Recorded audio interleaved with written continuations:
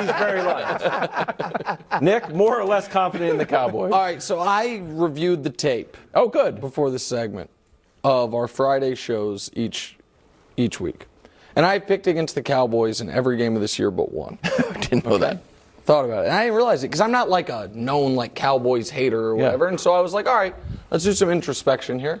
Nice. What have I gotten wrong about the Cowboys? And I have just refused to acknowledge the possibility that this defense might be what it has to be for them to be a great team. And so I was like, okay, we always talk about, like the Broncos and Peyton's last year. Then I thought about the 2002 Bucks. So I did a little deep dive on that 2002 Bucks team because they also had a game manager quarterback who had been to a Pro Bowl prior to that year named Brad Johnson. Right. And what they did was terrorize opposing quarterbacks and make it so if our offense gets to 20, we win. And the Cowboys, up to this point, have proven that's who they are. So it made me more confident. I thought the Lions could win. I picked the Lions +7, and during the game, I'm like, yep, this is what's going to happen. Lions are going to, tight game, Lions are going to find a way to win because Cowboys' offense not that good. And everyone's going to point out, Greg, the fumble on the goal line, which obviously was the swing play of the game. It was. But why did that goal line play even happen? We can show the tape. The defensive player of the year up to this point ran his ass off for 30 yards. Great play. Great play. It is a game-saving play. Yep. Phenomenal. In the moment, you don't know that. And it was a good call. He was short, and then they fumble in the next play. So, you have a ball-hawking defense. They've given up more than 20 all year. They have 29 sacks. He also looks twice as fast as everybody. I know. And so, Parsons has 7 sacks. But there's 6 guys on the team that have double figures. A lot of that's because they're paying so much attention to Parsons. Other guys are having career years. So it oddly made me more confident, even though I didn't think they played that well on offense. Well, I'm right where I was all year. I knew this defense was really good. I didn't know that they would be this good. It's turned out that they are this good. But for me, with losing Amari Cooper, I didn't have a lot of high hopes for this offense. Already the running game was struggling. Dak was better because of Amari Cooper. That's why they acquired Amari Cooper in the first place. You let him walk. You say CeeDee Lamb's our guy. Everything's going to be great. That hasn't been the case.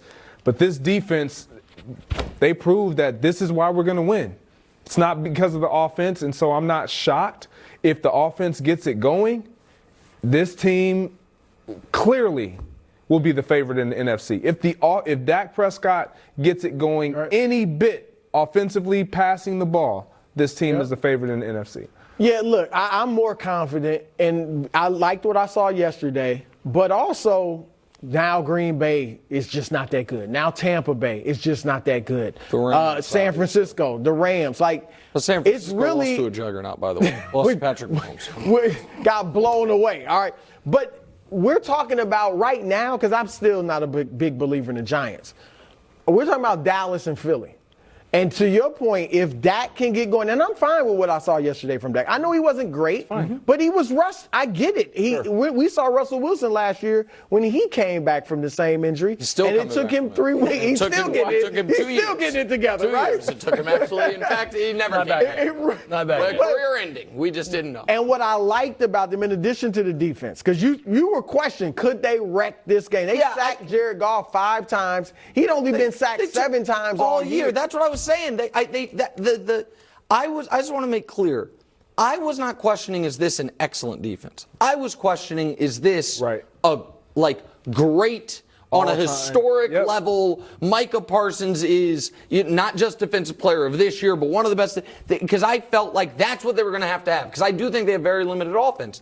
And now we are 40% of the way through the season, Wilds. You're skeptical, it looks like. And that's what the defense has been. Let me just hit you with this. You don't even know what I'm going to say, but you in the break, Broussard started looking at my graphics. Because I know you're negative today. I'm not. I'm just You dropped Jimmy G. You're going to drop that. Look, I'm not dropping him. What I like yesterday is that they didn't put too much on Dak. Yes. They kept the same formula, right? Same thing we did with Cooper Rush, we're doing with Dak. As he gets the rust off, they'll open it up a little bit more and be able to score a little bit more. They're not going to be what they were offensively last year because they miss Amari. But with the run game, Zeke is looking good. Go ahead, Wild. Okay. And obviously you got Tony Pollard. So yeah, Patriots scored 38 points against these same Lions and shut them out. So let's all settle down like the Lions are some juggernaut. I know they're the most dangerous 1-5 team in the history of Nick. football. That's but they're not my good. words. Those They're Nick not words. good. They're an undisciplined team. Quick story, and I'll address you, Greg. We moved into our new house, and my wife is like, let's get a huge thing in the front yard for Halloween, like one of those big things at Home Depot. And I was like, no, let's not do it. And in the back of my mind, I'm like, this is going to happen. This is going to happen. We got closer and closer to Halloween. Didn't happen. I'm like, boom, escaped. We're not going to have a huge thing. Guess what shows up on Sunday when my wife and my son run errands? A 15-foot werewolf. That's what happened to the Lions. I'm like, oh my goodness, is this a 10-6 game? And they're about to take the lead? No, the Lions just become the Lions. And Dak, who is pedestrian the entire game, all of a sudden is able to capitalize off the Lions and Jared Goff, guess who Jared Goff is? Take a wild guess who Jared Goff Jared is. Goff. You got correct. Bingo. Jared Goff is Jared Goff and started throwing it to the wrong team. Cowboys saved by Lions turnovers. This is a great graphic from Dusty that you tried to Let look. me see this thing. 21 points. 3 red zone trips. Passer rating, everything went up.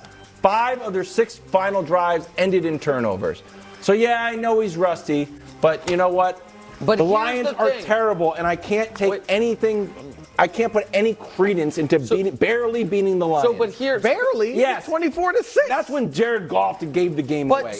But I guess fourth the quarter point slow. that I would make is in Wilds, I also don't want to believe in the Cowboys because I haven't all year, right? I picked them to miss the playoffs. I've been skeptical of them all year. But we can't be just offensive biased. Meaning, if a team that has a great offense was held down and held down That's and fair. held down for 3 quarters, and then the 4th quarter explodes for 28 points, we wouldn't be like, oh, it's fluke. You'd be like, finally, Right. the dam broke. If a team whose whole premise is our defense is going to kick the hell out of you, and at some point you are going to break, that happens, you got to give them credit for it. I want to be with you on that since you're with me on Jimmy G, but I've been very impressed by the Cowboys defense. Been kind of impressed. Oh, let's talk about another great team that no one saw coming except me. Prince, who was promised, was gifted a few penalties, but still came up short against a stout Giants defense. Dayball and the Giants, now 6-1.